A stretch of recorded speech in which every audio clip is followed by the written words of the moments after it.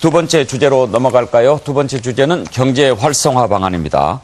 현재 우리나라 가계부채가 1,300조 원에 이르고 또 경제 성장률은 2%대 늪에 빠져 있습니다.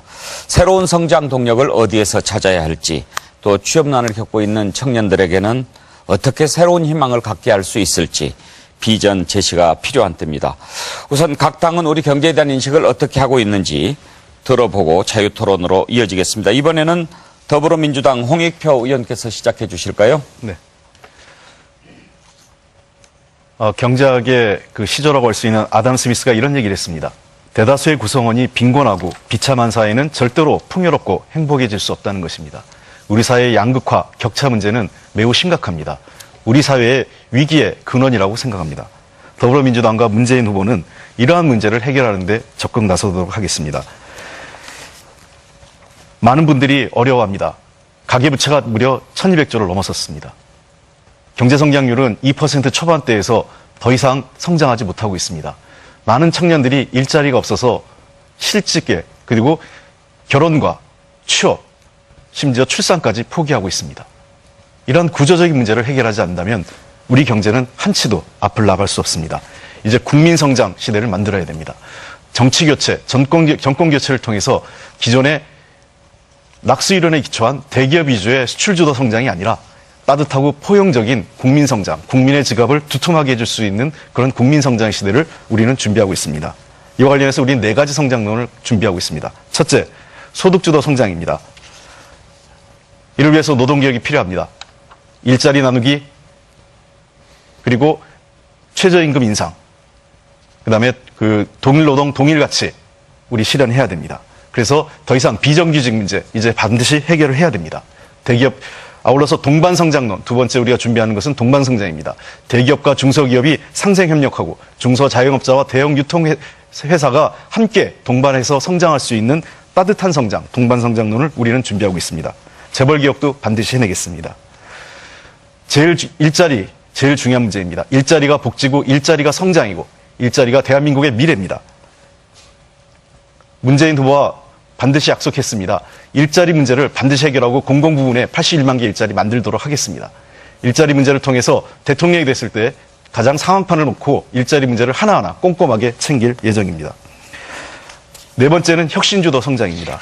이제 대한민국의 미래는 4차 산업혁명을 어떻게 우리가 준비하고 대비하느냐에 달려있다고 생각합니다. 4차 산업혁명에 맞는 교육체제 개편, 그리고 그에 걸맞는 정부의 R&D 지원, 그 다음에 우리 사회의 중소기업의 혁신 능력을 배양하는 데 최선을 다하겠습니다. 중소기업 벤처부를 신설해서 새로운 성장의 동력을 중소기업과 벤처 기업으로부터 만들어내겠습니다. 따뜻한 성장, 유능한 성장, 그리고 국민들의 지갑을 두툼하게 하는 따뜻한 국민성장의 시대를 만들어가겠습니다. 예, 국민의당 해주시죠. 네, 우리 시청자 여러분, 정권마다 경제 살리겠다고 많이 했습니다. 잘 사라지지 않았고 성장은 낮아지고 양극화는 심해졌습니다. 그러니까 낡은 성장 엔진을 그대로 두고서 경제 살리게 한다는 것은 의미가 없습니다. 양적 성장의 시대는 끝났습니다. 질적 성장의 시대로 넘어가야 되고요. 국가 주도, 재벌 주도가 아니라 민간의 창의를 바탕으로 공정한 시장 생태계 하에서 정말 열심히 도전할 수 있는 기업들이 많이 나올 수 있도록 해야 합니다. 그러다 보면 실패한 분도 있고 어려움에 처하는 국민도 나올 수 있습니다. 이분들을 위해서는 최소한의 기본적 삶을 보장해주는 따뜻한 사회적 안전망을 강화해야 되는 것이죠. 경제 체질을 바꾸면서 경쟁력도 강화하고 사회적 안전망도 함께 추구하는 이러한 새로운 경제정책의 패러다임이 필요합니다. 그것이 공정성장, 혁신성장이고 소득 재분배와 친화적으로 이루어지는 경제정책인 것입니다. 일자리가 중요합니다. 동일 임금, 동일 노동뿐만 아니라 경제 활성화를 통해서 기업들이 많은 일자리를 만들 수 있도록 중소기업을 중심으로 새로운 아이디어 창업들이 4차 산업혁명 시대를 대비해서 활성화될 수 있도록 노력하겠습니다. 아이를 낳고 기르는 것이 어렵지 않도록 우리 젊은 부부들을 위한 여러 가지 지원 정책도 강화해 나가도록 하겠습니다.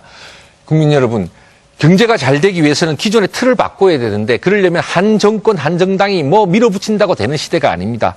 협치를 잘해서 여야정 협의체든 정치 지도자 회의든 또 노조와 기업 간의 회의든 이런 것을 해서 함께 미래를 바라보고 경제 성장을 하고 분배도 할 수 있어야 되거든요. 저희 안철수 후보와 국민의당은 그러한 경제 협치를 위해서 노력하겠습니다. 감사도 일하지 않는 공무원을 제대로 감사를 해야지 일하는 공무원을 감사하는 그런 일은 없도록 하겠습니다. 만천하의 인재를 모아 튼튼하고 역량 있는 경제 일꾼을 만들겠습니다. 민주당에도 또 다른 정당에도 정말 경제를 잘하는 일꾼이 있다고 한다면 안철수 정부에 함께 할 수 있게 될 것입니다. 감사합니다. 네, 바른정당 받아주실까요? 네, 한국 경제가 점차 활력이 떨어져 왔습니다. 과거 김대중, 노무현, 이명박, 박근혜 정부를 거치면서 경제 성장률이 5%, 4%, 3%, 2%대로 지속적으로 떨어져 왔습니다. 반면에 고령화는 빠르게 진행되고 있습니다. 그리고 과거와는 달리 더 이상 기업이 투자를 해도 일자리가 많이 만들어지지 않는 상황이 되었습니다. 과거의 성장 방식을 보자면 기업이 투자를 해서 일자리를 만들면 거기에서 소득이 늘고 소비가 늘고 다시 기업이 추가적인 투자를 할 수 있는 이런 선순환 구조가 작동을 했던 반면에 지금은 기업은 여력이 높아졌지만 가계의 여력이 낮아진 상태에서 기업 투자를 촉진을 해도 그것이 경기 활성화에 도움이 되지 않고 있습니다. 여러 가지 문제가 있겠지만 핵심적으로는 주거와 교육에 대한 가계의 이 소비 비중을 지출 비중을 떨어뜨려 주지 않으면은 이 구조적인 문제를 탈피할 수 없습니다. 따라서 주거에 있어서의 부담 완화 그리고 사교육비 지출을 줄이는 방향으로 경제 활성화의 가장 기본적인 축을 잡아야겠습니다. 동시에 경제 정의를 실현해서 지금 대기업이 집중된 경제력으로 전 산업에 걸쳐서 중소기업들 또 골목 상권을 침범하고 있는 이런 부분들을 자기들이 가장 잘할 수 있는 특화된 분야의 세계적인 전문 기업으로 성장할 수 있게 길을 터주고 대신에 경제 생태계의 종의 다양성을 높여주기 위해서는 혁신 성장, 즉 다양한 그 창업 기업들이 새롭게 마음껏 실패하고 도전할 수 있도록 그렇게 혁신 안전망을 설치해서 이 새로운 기업들이 커나가면서 새로운 분야에서의 고용을 늘려나가는 이런 방식으로 새로운 선순환 구조를 만드는 것이 저희 바른정당과 유승민 후보의 경제정책의 핵심이라고 말씀드리겠습니다. 예, 정의당 이정미 의원께서 이어가 주시죠. 예, 지난 3개월 동안 미국의 기준금리가 2번이나 올랐습니다. 그 박근혜 정부 하에서 빚내서 집사라고 부추겨서 수많은 집들이 지금 가계부채에 시달리고 있는데 한국판 서브프라임 모기지 사태가 터지지 않을까 굉장히 우려스럽습니다. 그동안 너무 많은 비정규직, 최저임금에 못 미치는 그런 임금을 받았던 분들, 그리고 영세 자영업자들, 생계형 가계부채도 엄청나게 지금 불어나고 있습니다. 그런데 이런 경제가 어려울 때마다 정부에서는 그리고 각 당에서는 미시적인 경제정책들을 자꾸 내놓고 있습니다. 그리고 그 수많은 경기 부양책들이 결과적으로는 이득이 생길 때는 기업에게 돌아가고 리스크는 국민들이 다 감당해야 하는 그런 결과로 나타났습니다. 경제가 병이 생겼을 때 자꾸 진통제 몇 개 주고 문제를 해결하자라고 얘기하거나 번지르르한 정책들 내놓고 경제를 살릴 수 있다고 얘기하는 것에 이제 더 이상 기댈 수 없습니다. 병의 근본적인 원인을 파헤치고 그것을 바로 잡아나가야 됩니다. 지난 수십 년 동안 우리 국민들한테 정부가 계속 강요했던 것이 뭡니까? 기업이 잘 돼야지 국민들이 먹고 살 수 있게 된다. 그래서 저임금, 장시간 노동 다 감내하면서 이렇게 희생하고 이래 왔는데 정작 그 진실은 뭐였습니까? 결국 그런 희생과 감내가 최순실 정유라 같은 일부의 특권층에게 다 털어놓은 것입니다. 그리고 삼성 같은 재벌 대기업들이 국민 노후연금 뺏어다가 3대 경영세습 하는데 그 돈이 다 쓰여진 것입니다. 이제 이런 거꾸로 된 것을 바로잡는 것이 경제를 제대로 바로 세우는 길이다. 일하는 사람들에게 적정한 임금 줘야 되고 노동시간 줄여야 됩니다. 다 경제를 제대로 살려야 된다고 얘기하지만 이런 얘기 하시면 곧바로 나오는 얘기가 있습니다. 그러면 기업이 다시 너무 어렵지 않냐. 4차 산업 얘기하고 미래산업 얘기하시지만 친환경적인 에너지 전환하자 이런 얘기할 때마다 석탄 화력발전소 계속 져야 된다. 왜? 기업이 너무 그러면 돈 부담을 많이 들이지 않냐. 이런 대답하시는데요. 이제 정말 근본적인 패러다임이 바뀌어야 됩니다. 일하는 사람들의 권리가 보장되고 제대로 일한 만큼 돈 주고 노동시간 줄이고 이런 방향 명확하게 내지 않고서는 아무런 화려한 수식어 갖다 붙여놔도 그것은 다 거짓이다라고 하는 것을 국민들은 이제 깨닫고 있다는 점을 다시 한번 말씀드립니다. 네, 마지막으로 자유한국당 김종석 의원 답변해 주시죠. 예, 지금 한국 경제에 많은 문제가 있습니다. 대표적으로 실업, 청년 실업, 그리고 가계부채, 부족한 복지, 늘어나는 국가부채, 또 저출산 고령화의 지속. 이게 다 여러 가지 문제 같지만 이 문제의 뿌리를 보면 그것은 결국 지난 20년 동안 지속된 저성장 기조의 고착에 있습니다. 성장만 되면 일자리도 늘어나고 소득도 늘어나고 세금도 더 거칠 것입니다. 지금 우리는 그동안 성장을 너무 외면하고 분배 그리고 기업 때리기, 지금 앞에서 내당 의원님들 말씀하시는 거 들어보셨겠지만 아름다운 이야기 투성이입니다. 혁신성장, 공정성장, 일자리 나누기, 임금 올려주기, 동일노동 동일임금 주기, 다 아름다운 이야기죠. 이런 이야기 나온 게 어제 오늘이 아닙니다. 왜 안 되나요? 결국 한국 경제가 탄력을 잃어가고 마모가 심해서 겉돌고 있기 때문입니다. 따라서 지금 우리 해법은 달콤한 설탕우리나 진통제요법이 아니라 근본적인 경제구조의 개혁입니다.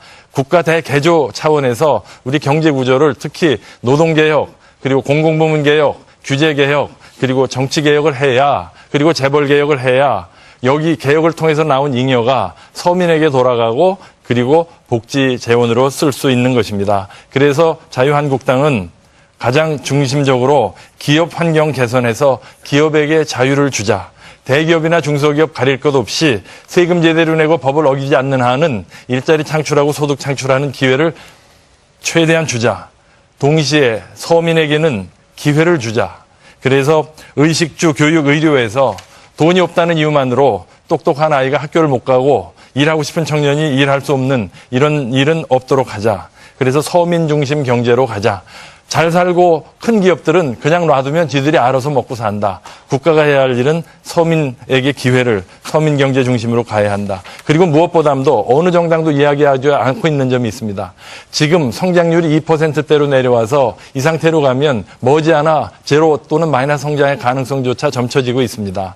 따라서 지금 우선 누가 대통령이 되든지 다음 정부에서 해야 할 일은 거시경제적인 확장 정책입니다. 그래서 재정도 확장 기조를 유지하고 그리고 저금리 기조도 유지해서 가계부담을 덜고 그리고 정부의 재정 지출을 통해서 전국의 지방경제를 활성화하고 그리고 경제성장의 과실이 서민층에게 골고루 돌아갈 수 있도록 하는 경제개혁, 이것이 바로 자유한국당의 경제 비전이라고 말씀드릴 수 있겠습니다.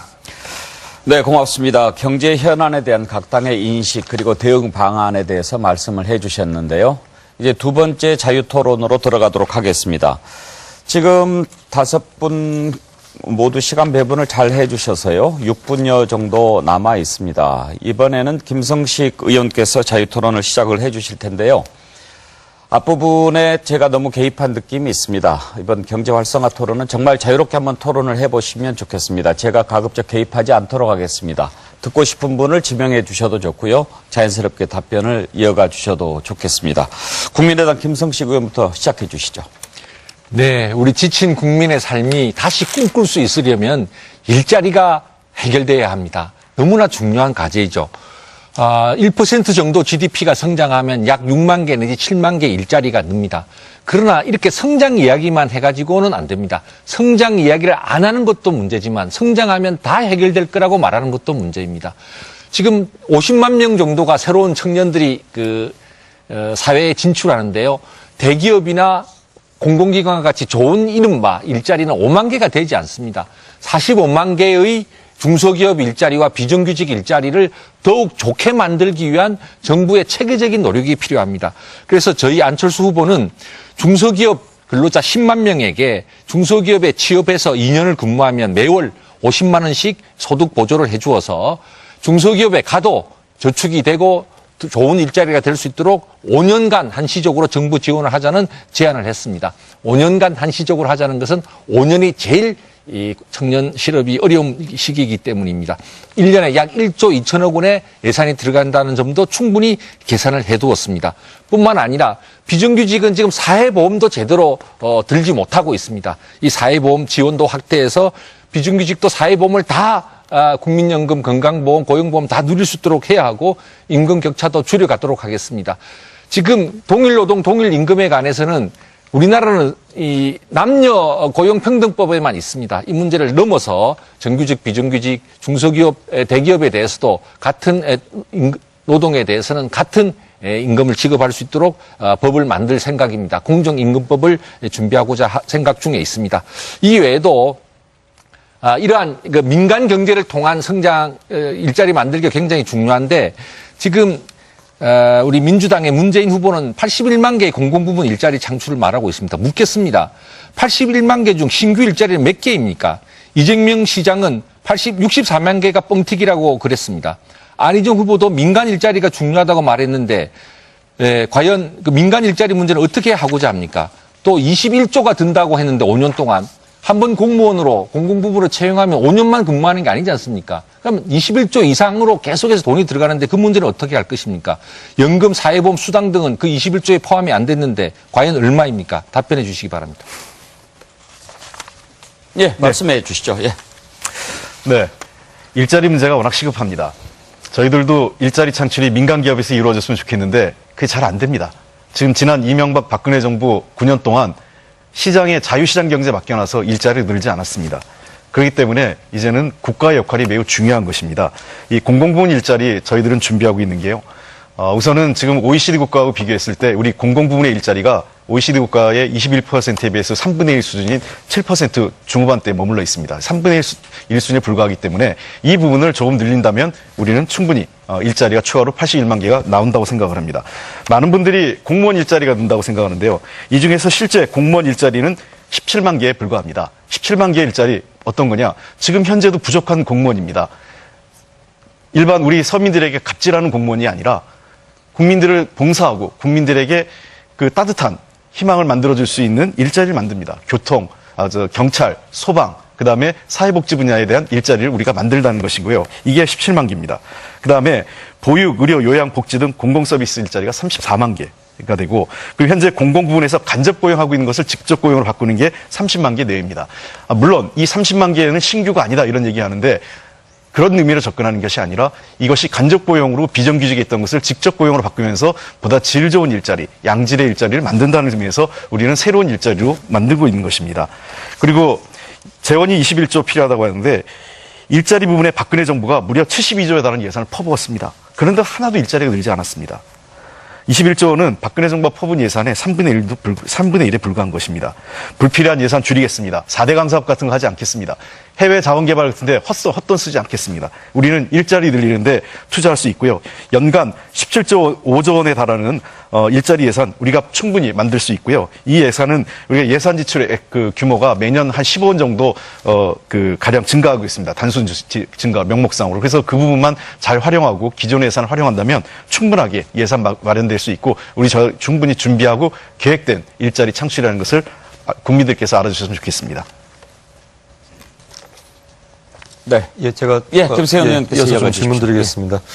앞선 김성식 의원님께서 질문하신 내용에 좀 이어서 같은 질문 드리자면은 81만 명이 5년간 고용되고 그 다음에 고용이 바로 해제되는 것이 아니라 정년 때까지 공무원 기본적으로 신분이 보장이 됩니다. 그렇게 되면 그대로 연봉이 하나도 오르지 않고 가는 것이 아니라 좀 여유 있게 봐서 만 30세에 공무원으로 임용이 된다 해도 5년 동안 21조 원의 예산이 든다고 하셨는데 그 이후에 25년 정도는 추가로 근무를 한다고 봐야 됩니다. 특별한 사정이 없으면. 그렇게 될 때 연봉을 한번 계산을 해봤습니다. 이 호봉이 오르면서 계속적으로 이 공무원 급여가 올라가게 되고요. 보수가 올라갈 때 이 금액을 저희가 한번 추정을 해보니까 1,465조 원이 25년간 들어가는 것으로 나옵니다. 문제는 처음에 5년 동안 21조 원이 든다고 하셨는데 이때 적용되는 임금 수준을 보니까 기관 부담률, 즉 국민연금, 공무원연금 또 건강보험 등에 대해서 사용자가 지급해야 되는 그 근로자에 대한 부담분이 있습니다. 이 금액이 8.6%에서 11.5% 정도 되고요. 그리고 행자부 기준 인건비에 수반되는 기본 경비 비율이 즉 공무원 한 사람이 채용되었을 때 거기에 뭐 컴퓨터도 지급해야 되고 책상도 지급해야 되고 여러 가지 정부에서 부담하는 그런 금액이 있을 겁니다. 그것이 16.5%를 제하고 나면은 1인당 세전 수입이 2천만 원대로 나옵니다. 2,078만 원에서 2,031만 원 정도 되면은 세전월 평균이 173만 원에서 169만 원 정도, 실수령액을 보면은 소득세 등을 제하고 나면 140만 원에서 150만 원 사이, 이것이 최저임금 135만 원과 거의 차이가 없게 됩니다. 그래서 이런 최저임금을 약간 웃도는 수준의 임금을 책정해서 5년 동안 21조 원을 투입해서 이런 일자리를 만든다 하더라도, 그렇다고 봐도 25년 동안 무려 1,200조 원이 넘는 부담을 국민에게 안기는 것이 되는데, 이것이 100만 명, 81만 명 이렇게 많은 젊은이들에게 이런 공무원 일자리를 늘리겠다는 것으로 현혹하는 것이 아닌지에 대해서 입장을 좀 말씀해 주십시오. 저는 근데 이 전제가 잘못됐다고 생각하는데요. 많은 그 보수 정당, 특히 그 기존의 그 자유당과 바른정당 보면 새누리당 시절 때부터 이 복지나 일자리 창출에 쓰는 돈에 대해서는 낭비라고 생각합니다. 대기업 집단에게서 수조 원에 달하는 돈을 천문학적으로 쏟아붓고 그 4대강 사업에 그 많은 20조 원이 넘는 돈을 쏟아붓는 것에 대해서는 아무런 비판이 없으면서 오직 일자리 창출하고 서민복지에서 돈 쓰는 것은 낭비다, 포퓰리즘이다, 이런 비난하는 것에서 저는 동의할 수 없고요. 지금 말씀하신 것 중에 81만 명이 전부 다 공무원이 아닙니다. 아시잖아요. 제가 분명히 말씀드린 거는 순수 공무원은 17만 개에 불과한 거고, 나머지 일자리는 사회복지 서비스 분야와 공공 서비스 분야, 그리고 이 기존의 그 공공기관에서 하고 있는 부분의 부담이기 때문에 추가적 재원 부담이 많지 않습니다. 저희들도 다 계산을 했기 때문에, 아까 제가 쭉 다 설명을 드렸기 때문에 이 부분에 대해서는 저희가 그 공무원 월급 5년차 기준, 그 다음에 각종 수당 반영해서 이미 산출을 했던 내용이고, 공공 서비스 일자리도 국비 지원에 따라 우리가 그 기준을 다 만들었던 것입니다. 그래서 이 부분에 대해서는 걱정하지 않으시고 저희가 책임 있게 약속을 이행하겠습니다. 예, 김종석 의원께서 손을 먼저 들으셨는데 말씀해 주시죠. 지금 뭐 공공부문의 81만 개 공약, 이거는 뭐 많은 전문가들이 분석의 필요성조차 느끼지 않는 좀 다소 과장된 숫자라고 보여지고요. 더군다나 이런 논쟁이 지금 진행되는 배경에는 일자리 창출에 대한 근본적인 오해가 있습니다. 일자리는 만들면 만들어지는 게 아닙니다. 일자리는 일거리의 파생상품입니다. 일거리가 없는데 왜 일자리가 생기겠습니까? 그러니까 궁여지책으로 똑같은 일을 두 사람이 나눠서 하자는 등 이런 식의 퇴행적인 논리가 나오는 겁니다. 일자리는 일거리가 있어야 만들어집니다. 그게 뭡니까? 결국 경제가 활성화되어야 되는 거 아닙니까? 그러니까 어떻게든지 내수를 활성화하고 수출을 활성화하고 기업 활동하기를 좋게 해서 기업이 부가가치를 창출하면 그 비율이 어찌됐든지 간에 우리 국민 손해에 다 소득으로 떨어지는 겁니다. 일거리 늘리고 경제 활성화할 생각은 안 하고 일자리 늘리는 이런 것을 저희는 파퓰리즘이라고 하는 겁니다. 근데 한번 예를 들어볼까요? 지금 나온 이야기가 뭡니까? 임금 올려주겠다. 기업 규제하겠다. 기업인 기죽이고 세금 더 걷겠다. 일 덜 해도 월급 더 주겠다. 세상에 이렇게 해가지고 경제가 살아난다면 이건 기적이죠. 이건 노벨상 경제학상 10개 받아도 모자랄 겁니다. 이런 경제는 없습니다. 따라서 먼저 일자리 창출의 주체가 누구인지, 그리고 그 일자리 창출의 주체인 기업들이 식당 주인이든 대기업이든 왜 사람 쓰기를 주저하는지, 이것에 대한 철저한 분석과 고민이 없이 그저 파퓰리즘으로 일자리는 만들면 만들어진다는 이런 달콤한 말로 국민들을 오도해서는 안 된다고 저는 생각을 합니다. 네. 이정미 의원 말씀해 주시죠.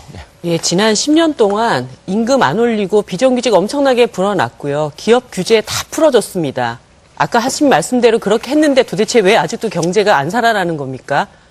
그 방법이 잘못됐다라는 것을 다시 한번 들여다보셔야 됩니다. 제가 좀 드리고 싶은 말씀은 우리나라 지금 영세 자영업자들 굉장히 많이 어려워하고 힘들어하고 있습니다. 그 근본적인 이유는 아르바이트생 임금을 너무 많이 줘서 아니거든요. 지금 우리나라 개인 부동산 보유 현황을 보면 개인 10%가 66%를 가지고 있고 법인 1%가 75%를 가지고 있습니다. 너무 고액의 임대료 때문에 영세 자영업자들이 힘들어합니다. 근데 또 장사도 안 됩니다. 왜냐하면 그 동네 가게에서 물건을 사야 될 소비자들이 너무 임금을 적게 받고 너무 많은 일을 하기 때문에 돈을 쓸 돈도 없고 쓸 시간도 없는 이런 상황입니다. 제가 한 가지 말씀드리면 2016년 5월 달에 독일에서 최초로 최저임금 제도를 도입을 했습니다. 1시간당 13,000원의 최저임금을 지급하는 법안이 통과가 되고 나서 굉장히 획기적인 변화가 일어났습니다. 실업률이 독일 통일 이후에 최저의 수준으로 내려갔고 독일의 경제 성장률이 최고의 수준을 보이게 됐습니다. 많은 사람들이 주머니가 두둑해지니까 동네에서 이것저것 많이 사 입고 많이 샀습니다. 그러니까 자영업이 잘 돌아갑니다. 기업이 활성화됩니다. 이런 방식이 있는 겁니다. 우리나라도 이렇게 가야 됩니다. 그것의 가장 기초적인 해법이 지금 최저임금 1만 원 주자라고 하는 것입니다. 20대 국회 시작될 때 여기 있는 모든 정당들이 20대 국회 안에 임기 내에 최저임금 1만 원 다 올리겠다고 공약을 하셨어요. 그런데 갑자기 딱 대선이 되고 나니까 민주당 최저임금 1만 원을 언제까지 올릴 건지 그 기준연도 밝히고 있지 않습니다. 그리고 국민의당 입장에서는 2022년을 또 얘기를 하고 있습니다.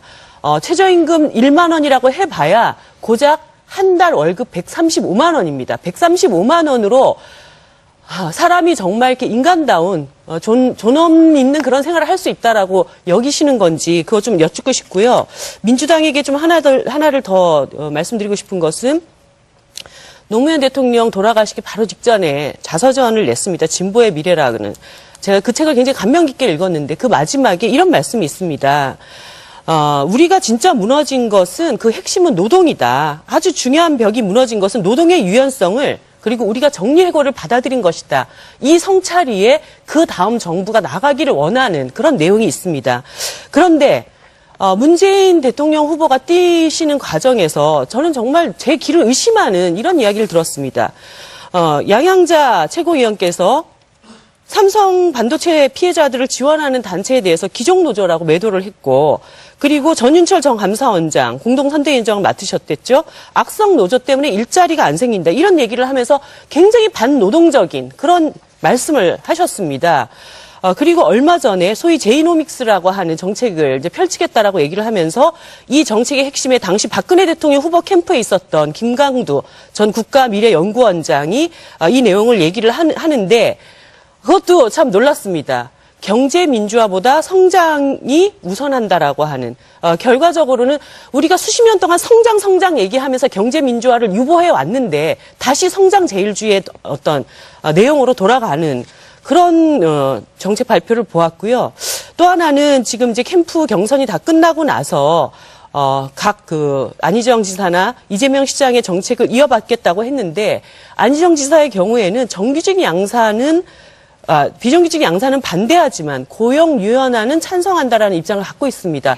여전히 지금 우리나라 유연화가 부족해서 더 유연화를 해야 되는 이 정책까지 끌어안으시겠다는 것인지 그 문제에 대해서 입장을 좀 듣고 싶습니다. 예, 어떤 분이 먼저 답변하시면 좋겠습니까? 일단 간단하게 먼저 국민의당 말씀 듣고 아무튼 답변 시간도 포함이 되니까요. 참고해서 말씀해 주십시오. 지금 김성식 의원께서 3분 47초 남았습니다. 먼저 답변해 주시죠. 네, 이정미 의원이 말씀하신 것 중에 자영업 대책과 관련해서 이 임대 문제, 임대료 문제를 제대로 해결하는 상가 임대료 문제를 제대로 해결하는 대책이 필요하다는 주장에 대해서 전적으로 동의합니다. 실컷 상권을 일궈 놓으면 다 그냥 건물주에게 다 가니까 요즘 뭐 구세주보다 더 높은 게 건물주라는 말이 있을 정도 아닙니까? 자영업 대책도 굉장히 중요합니다. 약 500만 정도의 어려운 자영업자, 한 200만 정도의 잘 나가는 변호사, 의사 등의 자영업자 말고요. 이 대체를 위해서도 상가 임대차 보호법이 제대로 제정돼서 정말 그 눈물 흘리지 않도록 해드려야 된다. 저는 이렇게 말씀을 드리고 더 강화된 개정된 입법이 필요하다고 생각합니다. 최저임금은 굉장히 어려운 근로자를 위한 1차적인 방파제입니다. 가급적 빠른 시일 내에 1만 원까지 가는 것이 중요한데요. 그런데 문제는 지금 한 14% 정도가 최저임금 조차 못 받고 있습니다. 그래서 이런 점을 개선하는 과정도 함께 필요하다는 말씀이고 독일이 최저임금 때문에 갑자기 잘 됐다 이렇게 말씀하시는 것은 독일 경제에 대한 정확한 이해가 아닙니다. 독일은 EU에 가입하고 유로화를 대신하게 되면서 사실 환율에서도 엄청난 이익을 보고 하르츠 개혁, 4차 산업혁명 선도 이런 것으로 독일은 나아지고 있습니다. 더 많은 일자리를 만들기 위해서도 그와 같은 공정성장, 혁신성장의 과제도 굉장히 중요하게 생각할 때 우리 경제는 더욱더 발전할 수 있다. 또 그것이 더욱더 국민들에게 더 많은 혜택을 갈 수 있다 이렇게 생각합니다. 우리 이정미 의원님의 좋은 견해는 또 나름대로 반영해서 정책을 하도록 하겠습니다. 네, 요 말씀에 대해서 잠깐만. 독일 경제 성장이 여러 가지 요인이 있습니다. 하지만 그 당시 최저임금 1만 3천 원 도입을 할 때 이렇게 너무 임금을 높이면 경제가 굉장히 어려워지지 않겠느냐는 많은 우려들이 있었는데 실제로는 경제 활성화에 도움이 되었다는 말씀을 드리기 위해서 그 말씀 드린 겁니다. 네, 저희는 한 가지만 보완 말씀을 드리면요. 아까도 말씀드렸지만 중소기업 근로자 굉장히 어렵지 않습니까? 그분들에게 월 50만 원씩 2년간 지원하는 한시적으로 5년간 프로그램을 운영하겠다는 말씀을 드렸고요. 최저임금제뿐만 아니라 지금 근로장려 세제라고 있습니다. 조금 어려운 계층에게 일하지만 어려운 계층에게 조금 더 국가가 보조해주는 제도입니다. 최저임금제가 제일 밑에 방파제라고 한다면 두 번째 방파제가 EITC라고 하는 근로장려세제 제도인데요. 바로 국민의당이 당론 발의를 해서 이번 2월 국회 때도 1인 30세 단독 가구까지 근로장려 제도가 확대되도록 했습니다. 이런 것을 통해서 저소득 근로자에 대한 대책은 더욱 강화할 것이고 이것이 분배로 이어져서 소비로 이어지는 것 대단히 중요한 문제입니다. 네, 국민의당 김성식 의원께서는 1분 26초밖에 남지 않았습니다. 참고해 주십시오. 질문이 많이 쏠렸습니다. 자, 홍익표 의원 답변해 주시겠습니까? 네, 질문이 많아서 짧게 답변드리겠습니다. 네. 최저임금 시급 1만 원은요, 저희들은 2020년 정도 목표로 이미 발표가 돼 있고요. 준비를 하고 있습니다. 다음 정부 임기 내에 해결하겠다는 의미입니다. 그다음에 두 번째, 귀족노조, 악성노조 이 발언은 후보의 발언이 아니고요. 어쨌든 이 발언은 적절치 않다고 당사자가 사과도 했습니다. 그래서 이 문제는 후보와 연계시키는 것은 잘못됐다 이렇게 생각되고요. 그다음에 세 번째, 민주화보다 성장이다. 그렇지 않습니다. 이거는 한 개인의 문제를 자꾸 확대해 가는데 우리는 분명히 경제 민주화와 새로운 국민 성장을 함께 이루어갈 것입니다. 그리고 아까도 말씀드렸지만 기존의 성장이 있어서 어떤 성장이냐. 이건 우리는 분명히 다른 성장을 얘기하고 있습니다. 과거와 같은 즉 보수 정당이 얘기했던 낙수 이론의 기초에서 재벌 대기업 위주의 그런 성장을 저희들은 절대로 동의하지 않습니다. 마찬가지로 고용 유연화 역시 최소한의 안전망, 사회적 안전망에 대한 기본이 없는 상태에서 고용 유연화를 더 확대하는 것에 대해서도 찬성하지 않습니다.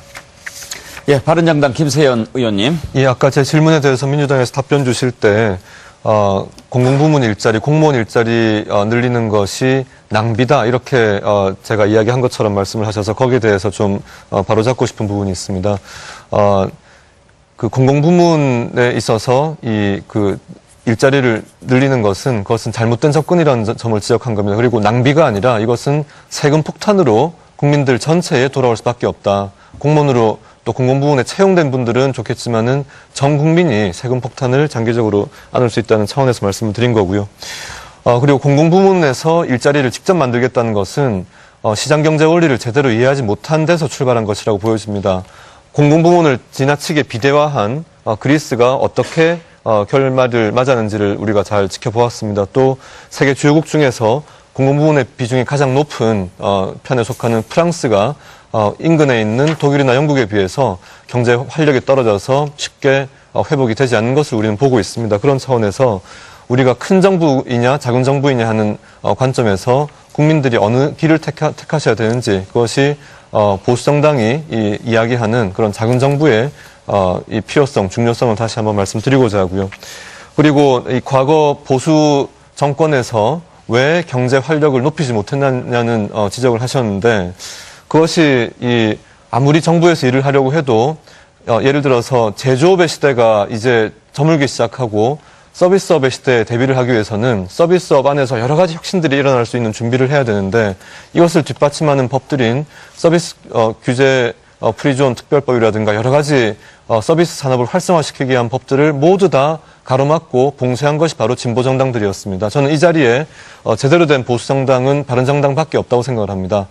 이런 차원에서 앞으로 진보정당들이 경제 활성화를 위해서 어떤 노력을 할 것인지 국민들께서 지금까지 했던 행동들을 잘 보시면서 지금 하고 계시는 말들을 판단하시기를 부탁을 드리겠습니다. 예, 네. 자유한국당의 김종석 의원께서 이어가 주십시오. 사실은 대한민국의 선진화와 민주화를 이룬 보수 원류는 자유한국당입니다. 그래서 지금 바른정당에서 보수 적통을 이야기하셨을 때 사실은 이 점을 좀 지적하고 싶었고요. 아까 이정미 의원께서 규제 다 풀었다 그러는데 오늘 아침 신문에도 크게 났지만 우리나라의 규제는 지난 22여 년 동안 오히려 더 악화되고 강화되었습니다. 그것이 지금 나타나고 있는 현상이 전 세계 심지어 중국조차도 4차 산업혁명에서 대한민국보다 앞서가는데 우리는 지금 드론 하나, IoT 하나, 핀테크 하나 제대로 못하는 나라가 되었습니다. 이것은 우리나라의 기업인들이 기업가 정신이 없어서가 아닙니다. 이 차고 넘치는 기업가 정신을 죽이는 우리나라의 규제제도 때문이라고 생각을 합니다. 그래서 우리 당의 홍준표 후보는 가장 중요한 경제정책으로 기업에게 자유를, 기업인의 길을 살리자, 규제를 풀자, 그래서 4차 산업혁명을 이루자라는 공약을 내세웠다는 점을 말씀을 드리고요. 최저임금제에 관한 논의, 이거 좋습니다. 좋은데 지금 전문가들의 분석에 의하면 지난 5년 동안 최저임금 올라간 수준을 그대로 앞으로 지금 상태에서 반영하면 어차피 10,000원이 된다고 합니다. 그러니까 뭐 10,000원을 되냐 안 되냐 누가 하느냐는 것은 사실은 좀 부질없는 정치적 논란이고요. 그리고 또 하나 KDI의 연구 결과를 보면 지금 우리나라에 약 300만 명에 달하는 것으로 추정되는 최저임금 근로자 중에 빈곤층에 속하는 사람은 30%에 불과하다는 사실을 우린 유념할 필요가 있습니다.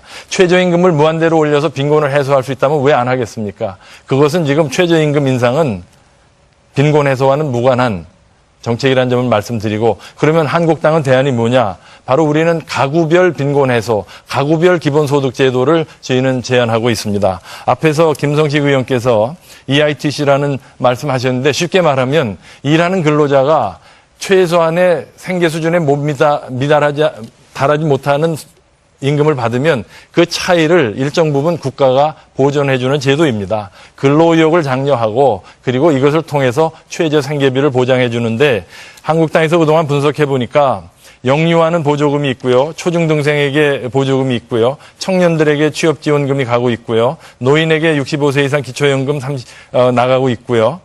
그런데 사각지대가 있습니다. 그게 바로 중장년층이고 은퇴자들입니다. 바로 이분들이 바로 이 생애 맞춤형 복지의 사각제도이기 때문에 자유한국당에서는 바로 이 중장년층, 일하시는 분들, 그리고 은퇴를 앞둔 분들에게 근로소득 장려 세제를 통해서 최저 생계비를 보장해 드리겠다는 공약을 말씀을 드렸고, 이것은 사실상 한국형 기본소득 제도를 완성하는 공약이라고 할 수 있겠습니다.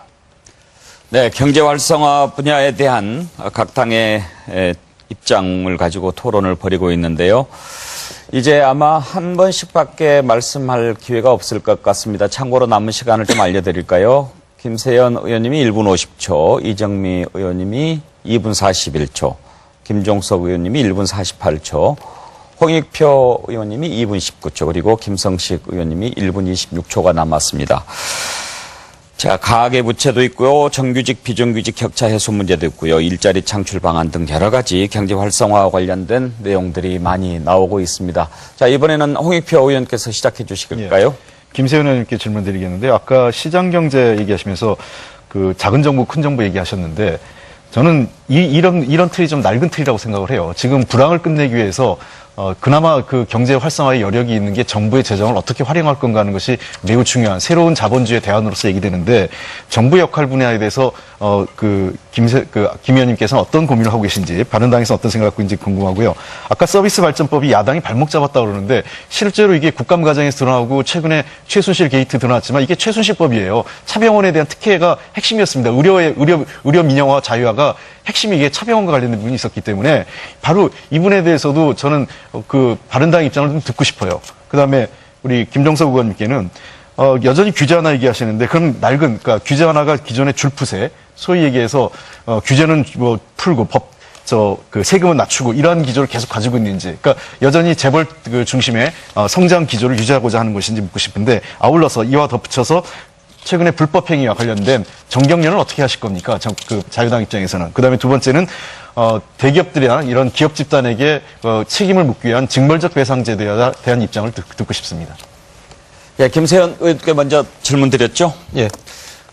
저희가 생각하는 정부의 역할이라는 것은 직접 일자리를 만드는 것이 아니라 일자리가 잘 만들어지는 환경을 조성해서 민간의 자율적이고 창의적인 여러 이 경제 주체들이 활발하게 창업하고 성장할 수 있도록 하는 것이 목표이고, 거기에서 일자리가 만들어지도록 해야지 정부가 직접 만드는 일자리는 지속 가능하지 않고 엄청난 부담을 안긴다는 점을 지적했습니다.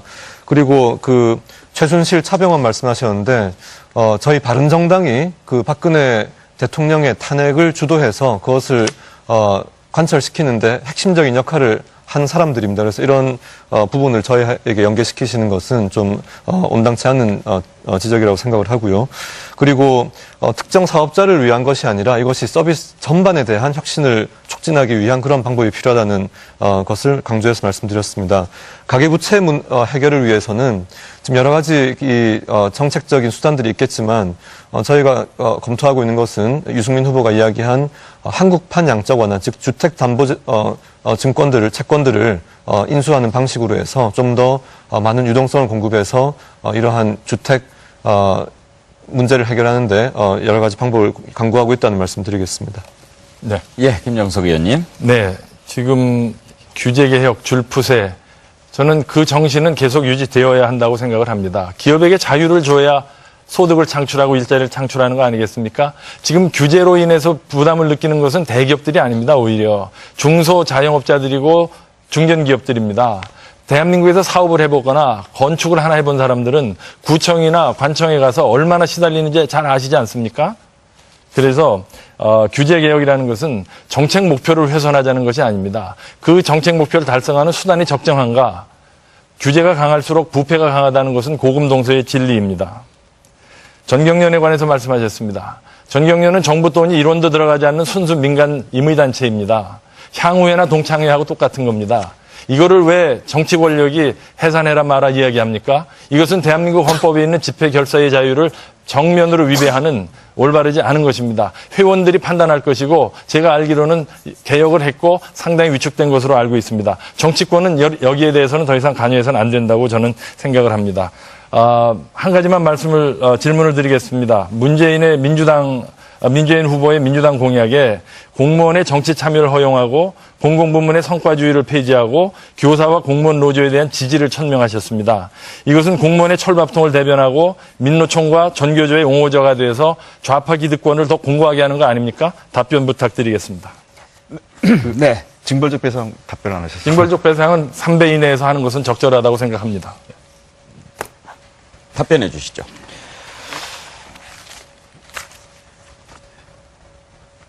저희가 공무원의 정치 개입 문제는요, 이거는 기본권의 문제입니다. 정치 개입, 이거를 공무원이기 때문에 정치 개입하지 말라는 것은 소위 얘기해서 정치 권력을 부당하게 정치 권력을 해서 정치적 중립을 훼손하는 것을 막기 위한 것이지 공무원의 정당한 권리인 정치 개입을 하지 말라. 이것은 정말 법 해석을 잘못하신 거라고 생각하고요. 공공부문의 성과급 문제에 대해서는 이것은 현장과 대화하면서 풀어나가야 되지. 이렇게 일방적으로 무슨 군사작전 하듯이 박근혜 정부에서 밀어붙이는 식에서 절대로 동의할 수 없고 저희는 현장과 대화하면서 이 제도에 대해서 보완해 나가도록 하겠습니다. 네, 이정미 의원님. 아까 일자리 문제는 정부가 직접적으로 개입할 것이 아니라 기업이 자율적으로 일자리를 늘릴 수 있도록 해야 한다. 이런 답변들을 이제 양쪽의 두 분들께서 하셨는데요. 우리나라 고용시장이 한마디로 엉망진창입니다. 일자리 정책을 그렇게 맡겨놨기 때문이죠. 당연히 기업에게 맡겨두면 기업은 사람을 최소한 뽑고 그 사람에게 더 많은 일을 시키려고 하는 이런 관행이 자리 잡게 되는 겁니다. 우리나라가 그래서 세계 최장 OECD 평균 국가보다 40일을 넘게 더 일을 하는 최장 근로시간 국가가 되어 있지 않습니까? 그리고 이게 이제 임금을 더 이렇게 조금씩 줄이려고 하다 보니까 마땅히 법률적으로 줘야 하는 연장 근로수당도 피해 나가기 위해서 포괄임금 제도 같은 이상한 제도까지 지금 막 전면적으로 실시가 되고 있는 이런 상황까지 가 있습니다. 그래서 지금 중요한 것은 정부가 일자리 정책에 적극적으로 개입을 해서 일단 일자리를 늘리려면 근로시간 줄여야 된다. 그러면 주당 근로시간을 좀 더 어떻게 줄일지 정책적인 방향을 내야 되겠죠. 지금 그나마 법률적으로 52시간 일하도록 되어 있는 것도 정부가 나서서 법 해석을 이상하게 해가지고 68시간이다라고 하는 그런 지침을 내려서 다시 노동시장을 어지럽히고 있지 않습니까? 이런 거 다 바로 잡아야 됩니다. 이런 것이 정책적 개입입니다. 두 번째는 일자리를 늘리는데 정부가 직접 책임을 질 수 있는 영역이 있습니다. 그것이 바로 공공부문입니다. 공공부문의 일자리를 더 선도적으로 늘리고 특히나 우리 청년 실업자들 너무 지금 사회적으로 문제가 심각한데 청년 실업률을 낮출 수 있도록 의무할당제 실시하고 이런 과정들이 정책적 개입인 것이죠. 하나 좀 더 말씀을 드리고 싶은 것은 일자리를 만드는 것도 중요하지만 좋은 일자리를 만들어 나가는 것도 매우 중요합니다. 그래서 제가 오늘 이 자리에 좀 민주당 입장을 좀 확인을 받고 넘어가고 싶은데요. 우리나라 많은 공공부문에 용역 노동자들이 너무 많습니다. 특히 청소 용역 노동자들 그분들에게 기재부가 들어가는 돈이 한 100이라고 한다면 20%, 부산 같은 경우에는 40%랑 용역업체들이 다 뜯어갑니다. 오히려 직고용을 했을 때 이분들의 임금도 올리면서 전체 예산도 줄일 수 있는 이런 방안이 분명히 있습니다. 더불어민주당 소속의 단체장이 있는 충북, 충남, 대전, 전북, 전남, 세종, 강원 이런 데는 집권하기 전이라도 민주당의 당론이 그런 것이라면 훨씬 더 의지를 가지고 지금 당장 직접 고용할 수 있습니다. 그런 당론을 정해서 지방자치단체장들에게 우리부터라도 용역 쓰지 말고 직고용하자 이렇게 추진하실 의사가 있는지 그것을 실행하실 계획이 있으신지 질문을 드리고 싶습니다. 네, 참고로 정의당 이정미 의원께서는 이제 주어진 발언 시간을 다 사용하셨고요. 더불어민주당 홍익표 의원께 질문을 주셨는데 37초가 남아 있습니다. 감안해 주시면 되겠습니다. 말씀하시죠. 청소 영역 노동자를 비롯한 간접 고용의 직고용은 우리 당의 그 기본적인 당론의 입장과 부응하고 상응하는 것입니다. 잘 아시는 것 같이 우리 당 출신의 정세균 의장께서 국회에 간접 고용을 직고용으로 바꾸지 않았습니까? 그리고 저도 19대 국회에 운영위에 있으면서 내내 이 주장을 했습니다. 당시 정부 여당이 반대해서 이게 통과가 안 됐는데요. 이번 정세균 의장 때 통과가 됐습니다. 말씀하신 대로 지금 계속 우리가 확대하려고 하고 있고요. 우리가 하고 있는 지자체에서도 가급적 하도록 최선의 노력을 기울이고 있습니다. 다만 현장과 소통이 필요하기 때문에 불가피한 측면이 좀 시차의 문제가 생긴다 이런 말씀 좀 드리고 싶고요. 하여간 우리는 땀 흘려 성실하게 일하는 사람이 대접받는 사회를 꼭 만들겠습니다. 예, 더불어민주당의 홍익표 의원께서도 주어진 발언 시간을 다 사용하셨습니다. 국민의당 김성식 의원 말씀해 주시죠. 네, 시장 경제를 파괴하고 있는 것이 전경련입니다. 정경유착의 온산입니다. 전경련은 해체되어야 합니다. 큰 틀에서 경제가 어떻게 가면 좋겠는지를 말씀드리겠습니다. 재벌은 총수가 사익을 편취하진 않게 하되 글로벌 경쟁에서 뛰도록 해야 합니다.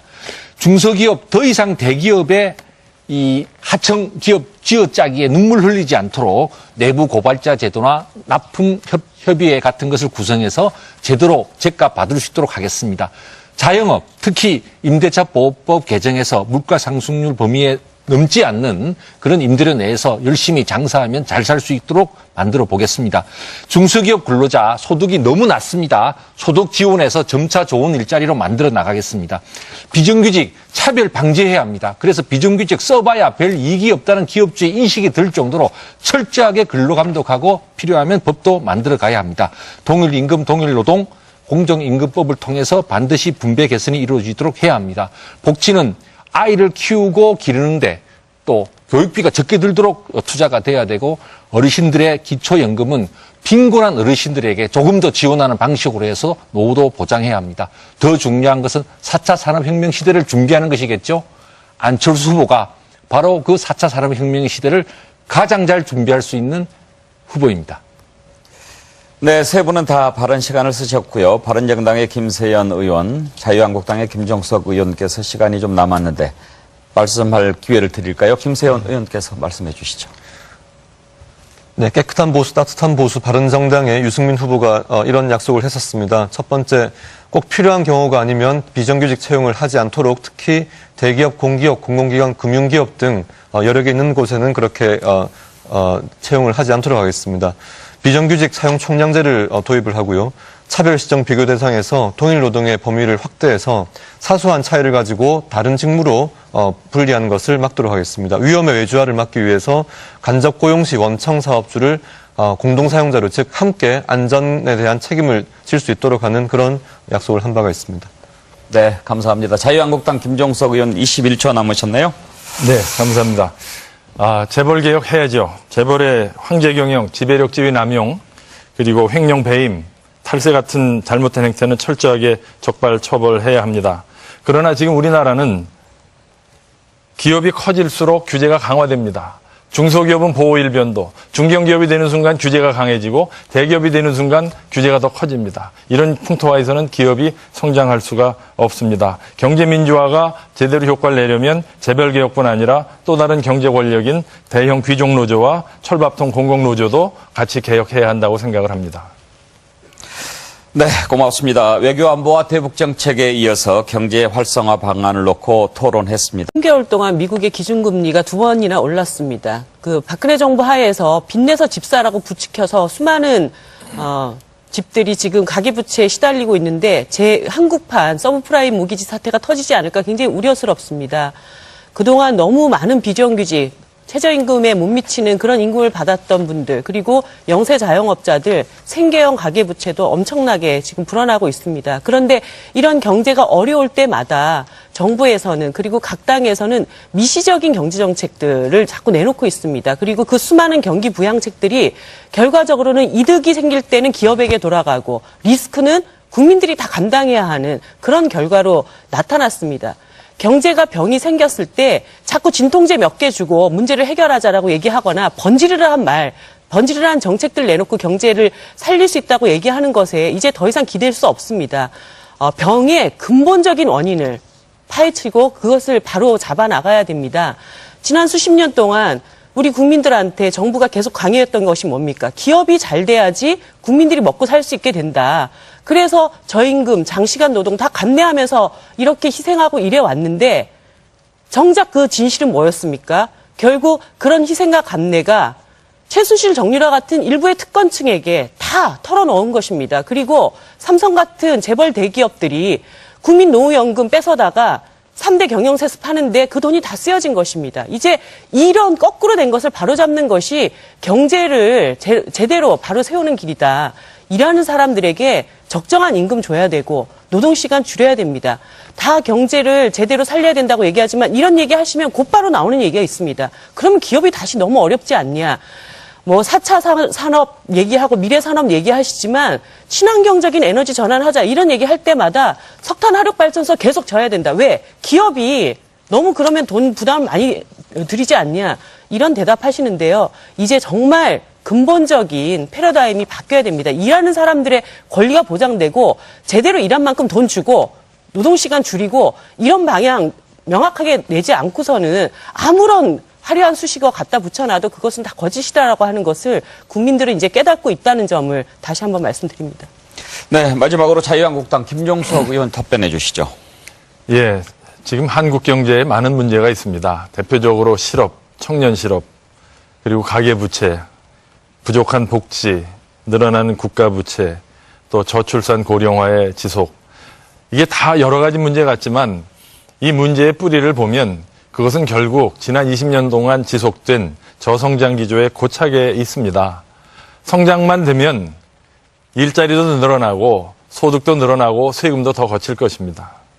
지금 우리는 그동안 성장을 너무 외면하고 분배 그리고 기업 때리기 지금 앞에서 내당 의원님들 말씀하시는 거 들어보셨겠지만 아름다운 이야기 투성이입니다. 혁신성장, 공정성장, 일자리 나누기, 임금 올려주기, 동일노동 동일임금 주기 다 아름다운 이야기죠. 이런 이야기 나온 게 어제 오늘이 아닙니다. 왜 안 되나요? 결국 한국 경제가 탄력을 잃어가고 마모가 심해서 겉돌고 있기 때문입니다. 따라서 지금 우리 해법은 달콤한 설탕우리나 진통제요법이 아니라 근본적인 경제구조의 개혁입니다. 국가 대개조 차원에서 우리 경제구조를 특히 노동개혁, 그리고 공공부문개혁, 규제개혁, 그리고 정치개혁을 해야, 그리고 재벌개혁을 해야 여기 개혁을 통해서 나온 잉여가 서민에게 돌아가고 그리고 정말 열심히 도전할 수 있는 기업들이 많이 나올 수 있도록 해야 합니다. 그러다 보면 실패한 분도 있고 어려움에 처하는 국민도 나올 수 있습니다. 이분들을 위해서는 최소한의 기본적 삶을 보장해주는 따뜻한 사회적 안전망을 강화해야 되는 것이죠. 경제 체질을 바꾸면서 경쟁력도 강화하고 사회적 안전망도 함께 추구하는 이러한 새로운 경제정책의 패러다임이 필요합니다. 그것이 공정성장, 혁신성장이고 소득 재분배와 친화적으로 이루어지는 경제정책인 것입니다. 일자리가 중요합니다.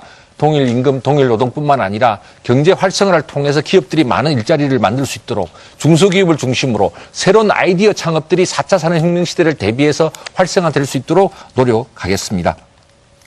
아이를 낳고 기르는 것이 어렵지 않도록 우리 젊은 부부들을 위한 여러 가지 지원 정책도 강화해 나가도록 하겠습니다. 국민 여러분, 경제가 잘 되기 위해서는 기존의 틀을 바꿔야 되는데 그러려면 한 정권, 한 정당이 밀어붙인다고 되는 시대가 아닙니다. 협치를 잘해서 여야정 협의체든 정치 지도자 회의든 또 노조와 기업 간의 회의든 이런 것을 해서 함께 미래를 바라보고 경제 성장을 하고 분배도 할 수 있어야 되거든요. 저희 안철수 후보와 국민의당은 그러한 경제 협치를 위해서 노력하겠습니다. 감사도 일하지 않는 공무원을 제대로 감사를 해야지 일하는 공무원을 감사하는 그런 일은 없도록 하겠습니다. 만천하의 인재를 모아 튼튼하고 역량 있는 경제 일꾼을 만들겠습니다. 민주당에도 또 다른 정당에도 정말 경제를 잘하는 일꾼이 있다고 한다면 안철수 정부에 함께 할 수 있게 될 것입니다. 감사합니다. 네, 바른정당 받아주실까요? 네, 한국 경제가 점차 활력이 떨어져 왔습니다.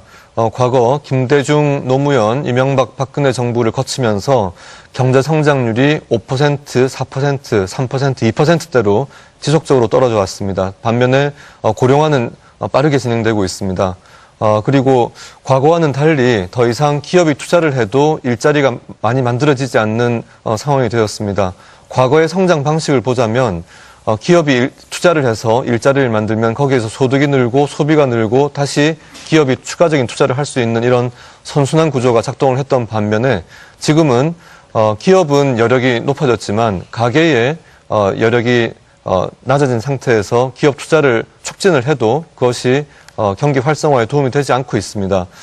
여러 가지 문제가 있겠지만 핵심적으로는 주거와 교육에 대한 가계의 이 소비 비중을 지출 비중을 떨어뜨려 주지 않으면은 이 구조적인 문제를 탈피할 수 없습니다. 따라서 주거에 있어서의 부담 완화 그리고 사교육비 지출을 줄이는 방향으로 경제 활성화의 가장 기본적인 축을 잡아야겠습니다. 동시에 경제 정의를 실현해서 지금 대기업이 집중된 경제력으로 전 산업에 걸쳐서 중소기업들 또 골목 상권을 침범하고 있는 이런 부분들을 자기들이 가장 잘할 수 있는 특화된 분야의 세계적인 전문 기업으로 성장할 수 있게 길을 터주고 대신에 경제 생태계의 종의 다양성을 높여주기 위해서는 혁신 성장, 즉 다양한 그 창업 기업들이 새롭게 마음껏 실패하고 도전할 수 있도록 그렇게 혁신 안전망을 설치해서 이 새로운 기업들이 커나가면서 새로운 분야에서의 고용을 늘려나가는 이런 방식으로 새로운 선순환 구조를 만드는 것이 저희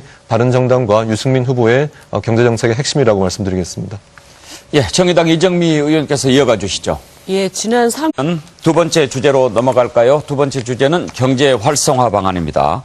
현재 우리나라 가계부채가 1,300조 원에 이르고 또 경제 성장률은 2%대 늪에 빠져 있습니다. 새로운 성장 동력을 어디에서 찾아야 할지 또 취업난을 겪고 있는 청년들에게는 어떻게 새로운 희망을 갖게 할 수 있을지 비전 제시가 필요한 때입니다.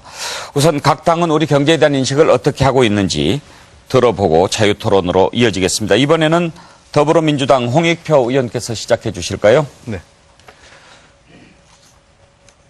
경제학의 그 시조라고 할 수 있는 아담 스미스가 이런 얘기를 했습니다. 대다수의 구성원이 빈곤하고 비참한 사회는 절대로 풍요롭고 행복해질 수 없다는 것입니다. 우리 사회의 양극화, 격차 문제는 매우 심각합니다. 우리 사회의 위기의 근원이라고 생각합니다. 더불어민주당과 문재인 후보는 이러한 문제를 해결하는 데 적극 나서도록 하겠습니다. 많은 분들이 어려워합니다. 가계부채가 무려 1,200조를 넘어섰습니다. 경제성장률은 2% 초반대에서 더 이상 성장하지 못하고 있습니다. 많은 청년들이 일자리가 없어서 실직에 그리고 결혼과 취업, 심지어 출산까지 포기하고 있습니다. 이런 구조적인 문제를 해결하지 않는다면 우리 경제는 한치도 앞을 나갈 수 없습니다. 이제 국민성장 시대를 만들어야 됩니다. 정치교체, 정권교체를 통해서 기존의 낙수이론에 기초한 대기업 위주의 수출주도 성장이 아니라 따뜻하고 포용적인 국민성장, 국민의 지갑을 두툼하게 해줄 수 있는 그런 국민성장 시대를 우리는 준비하고 있습니다. 이와 관련해서 우리는 4가지 성장론을 준비하고 있습니다. 첫째, 소득주도 성장입니다. 이를 위해서 노동개혁이 필요합니다. 일자리 나누기, 그리고 최저임금 인상, 그 다음에 그 동일노동, 동일가치 우리 실현해야 됩니다. 그래서 더 이상 비정규직 문제 이제 반드시 해결을 해야 됩니다. 대기업, 아울러서 동반성장론, 두 번째 우리가 준비하는 것은 동반성장입니다. 대기업과 중소기업이 상생협력하고 중소자영업자와 대형 유통회사가 함께 동반해서 성장할 수 있는 따뜻한 성장, 동반성장론을 우리는 준비하고 있습니다. 재벌개혁도 반드시 해내겠습니다. 일자리, 제일 중요한 문제입니다. 일자리가 복지고 일자리가 성장이고 일자리가 대한민국의 미래입니다. 문재인 후보와 반드시 약속했습니다. 일자리 문제를 반드시 해결하고 공공부문에 81만 개 일자리 만들도록 하겠습니다. 일자리 문제를 통해서 대통령이 됐을 때 가장 상황판을 놓고 일자리 문제를 하나하나 꼼꼼하게 챙길 예정입니다. 네 번째는 혁신주도 성장입니다. 이제 대한민국의 미래는 4차 산업혁명을 어떻게 우리가 준비하고 대비하느냐에 달려있다고 생각합니다.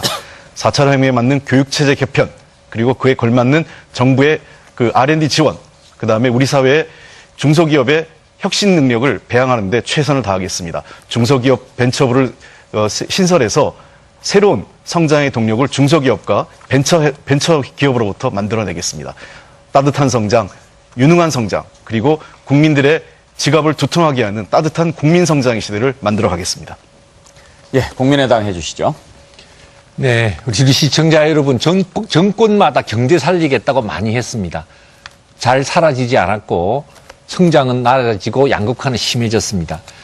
그러니까 낡은 성장 엔진을 그대로 두고서 경제 살리게 한다는 것은 의미가 없습니다.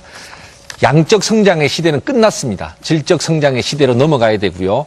국가 주도, 재벌 주도가 아니라 민간의 창의를 바탕으로 공정한 시장 생태계 하에서 복지 재원으로 쓸 수 있는 것입니다. 그래서 자유한국당은 가장 중심적으로 기업 환경 개선해서 기업에게 자유를 주자.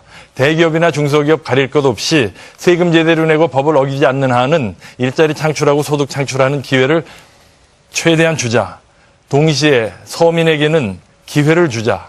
그래서 의식주, 교육, 의료에서 돈이 없다는 이유만으로 똑똑한 아이가 학교를 못 가고 일하고 싶은 청년이 일할 수 없는 이런 일은 없도록 하자. 그래서 서민 중심 경제로 가자. 잘 살고 큰 기업들은 그냥 놔두면 지들이 알아서 먹고 산다. 국가가 해야 할 일은 서민에게 기회를 서민 경제 중심으로 가야 한다. 그리고 무엇보다도 어느 정당도 이야기하지 않고 있는 점이 있습니다. 지금 성장률이 2%대로 내려와서 이 상태로 가면 머지않아 제로 또는 마이너스 성장의 가능성조차 점쳐지고 있습니다. 따라서 지금 우선 누가 대통령이 되든지 다음 정부에서 해야 할 일은 거시경제적인 확장 정책입니다. 그래서 재정도 확장 기조를 유지하고 그리고 저금리 기조도 유지해서 가계부담을 덜고 그리고 정부의 재정 지출을 통해서 전국의 지방경제를 활성화하고 그리고 경제성장의 과실이 서민층에게 골고루 돌아갈 수 있도록 하는 경제개혁. 이것이 바로 자유한국당의 경제 비전이라고 말씀드릴 수 있겠습니다. 네, 고맙습니다. 경제 현안에 대한 각 당의 인식 그리고 대응 방안에 대해서 말씀을 해주셨는데요. 이제 두 번째 자유토론으로 들어가도록 하겠습니다. 지금 5분 모두 시간 배분을 잘 해주셔서요. 6분여 정도 남아 있습니다. 이번에는 김성식 의원께서 자유토론을 시작을 해주실 텐데요. 앞부분에 제가 너무 개입한 느낌이 있습니다. 이번 경제활성화 토론은 정말 자유롭게 한번 토론을 해보시면 좋겠습니다. 제가 가급적 개입하지 않도록 하겠습니다. 듣고 싶은 분을 지명해 주셔도 좋고요. 자연스럽게 답변을 이어가 주셔도 좋겠습니다. 국민의당 김성식 의원부터 시작해 주시죠. 네, 우리 지친 국민의 삶이 다시 꿈꿀 수 있으려면 일자리가 해결돼야 합니다. 너무나 중요한 과제이죠.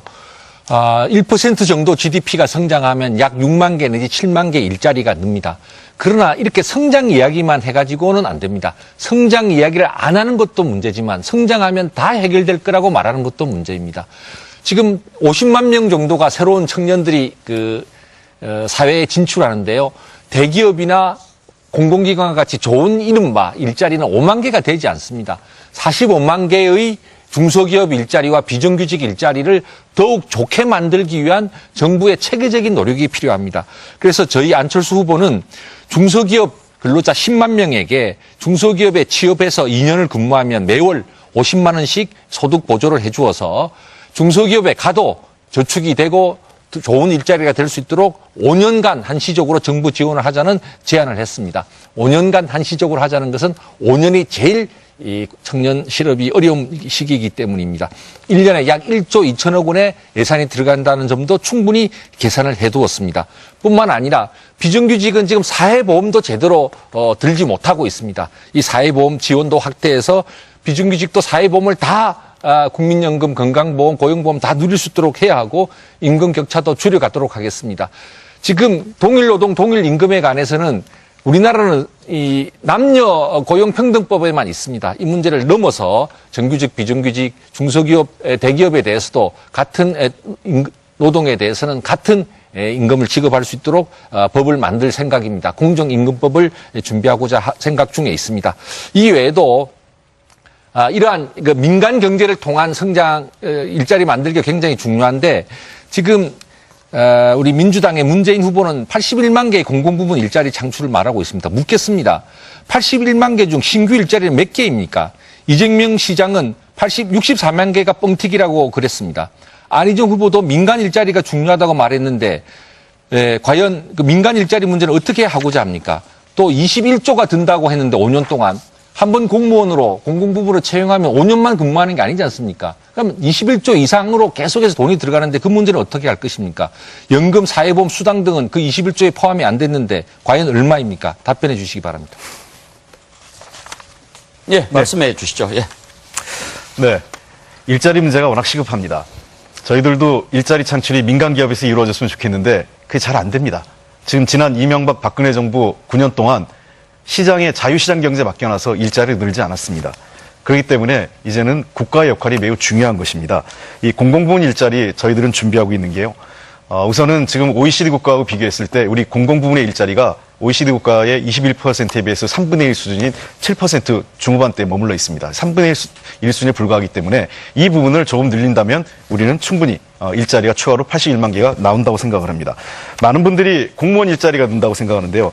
이 중에서 실제 공무원 일자리는 17만 개에 불과합니다. 17만 개의 일자리 어떤 거냐? 지금 현재도 부족한 공무원입니다. 일반 우리 서민들에게 갑질하는 공무원이 아니라 국민들을 봉사하고 국민들에게 그 따뜻한 희망을 만들어줄 수 있는 일자리를 만듭니다. 교통, 경찰, 소방, 그다음에 사회복지 분야에 대한 일자리를 우리가 만들다는 것이고요. 이게 17만 개입니다. 그다음에 보육, 의료, 요양, 복지 등 공공서비스 일자리가 34만 개가 되고 그리고 현재 공공부문에서 간접 고용하고 있는 것을 직접 고용으로 바꾸는 게 30만 개 내외입니다. 물론 이 30만 개는 신규가 아니다 이런 얘기하는데 그런 의미로 접근하는 것이 아니라 이것이 간접 고용으로 비정규직에 있던 것을 직접 고용으로 바꾸면서 보다 질 좋은 일자리, 양질의 일자리를 만든다는 의미에서 우리는 새로운 일자리로 만들고 있는 것입니다. 그리고 재원이 21조 필요하다고 하는데 일자리 부분에 박근혜 정부가 무려 72조에 달하는 예산을 퍼부었습니다. 그런데 하나도 일자리가 늘지 않았습니다. 21조는 박근혜 정부가 퍼부은 예산의 3분의 1에 불과한 것입니다. 불필요한 예산 줄이겠습니다. 4대 감사업 같은 거 하지 않겠습니다. 해외 자원개발 같은데 헛돈 쓰지 않겠습니다. 우리는 일자리 늘리는데 투자할 수 있고요.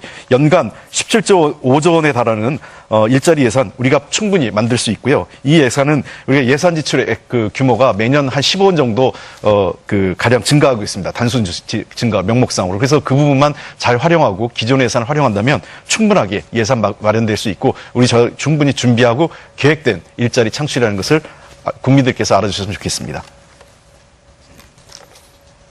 네. 예, 제가 김세현 의원께서 이어서 좀 이어가 질문 주십시오. 드리겠습니다. 앞선 김성식 의원님께서 질문하신 내용에 좀 이어서 같은 질문 드리자면은 81만 명이 5년간 고용되고 그 다음에 고용이 바로 해제되는 것이 아니라 정년 때까지 공무원은 기본적으로 신분이 보장이 됩니다. 그렇게 되면 그대로 연봉이 하나도 오르지 않고 가는 것이 아니라 좀 여유 있게 봐서 만